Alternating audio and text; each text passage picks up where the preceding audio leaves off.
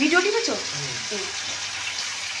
বন্ধুরা 2-3 দিন হয়ে গেল কোনো ভিডিও আমার আসেনি, কারণ আমার শাশুড়ি মা খুবই অসুস্থ ছিলেন, ওর জন্য আমি কোনো কিছু আপনার সাথে শেয়ার করতে পারিনি। তা যাই হোক, সব কথা বাদ দিলাম। তা আজকে রান্না করছি, কি রান্না করছি তা চলুন দেখা যাক। আলু ভাজতে বসিয়ে দিয়েছি তেলের মধ্যে, এবার দিয়ে দিলাম কুচি কুচি করে কাটা পেঁয়াজ।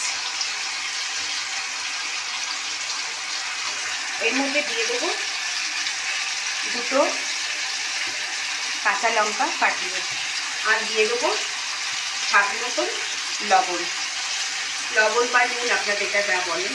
আর দিয়ে দেবো একটু হলুদ, সামান্য, আমি যে রান্নাটা করবো তাতে সামান্য হলুদ লাগবে, এগুলো সামান্য হলুদ আর একটুখানি চিনি তার সাথে অ্যাড করলাম, কারণ এটা ব্যালেন্স হওয়ার জন্য।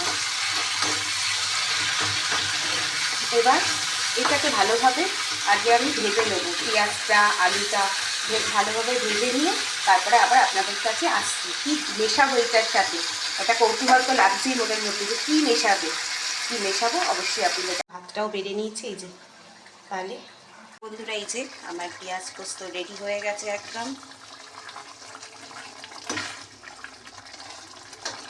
এইটা থাকলে না আমার কর্তা মশাই কিছু লাগে না, ওর মাছ টাছ মাংস টাংস কিচ্ছু লাগে না, পেঁয়াজ পোস্ত ভীষণ ভালোবাসে খেতে।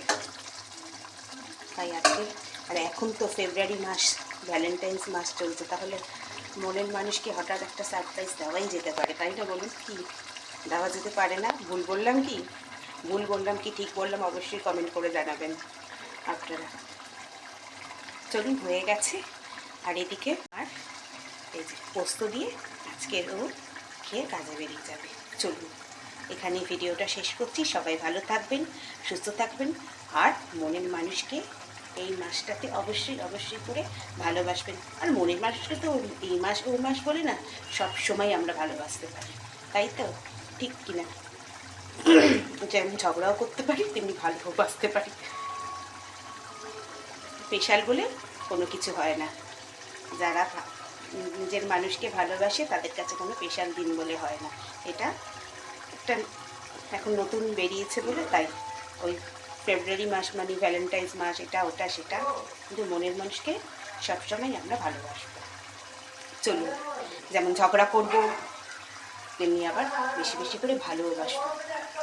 চলুন, আজকের এখানে ভিডিওটা শেষ করছি। সবাই ভালো থাকবেন, সুস্থ থাকবেন, সাবধানে থাকবেন, আর আজকের মতন এখানে টাটা।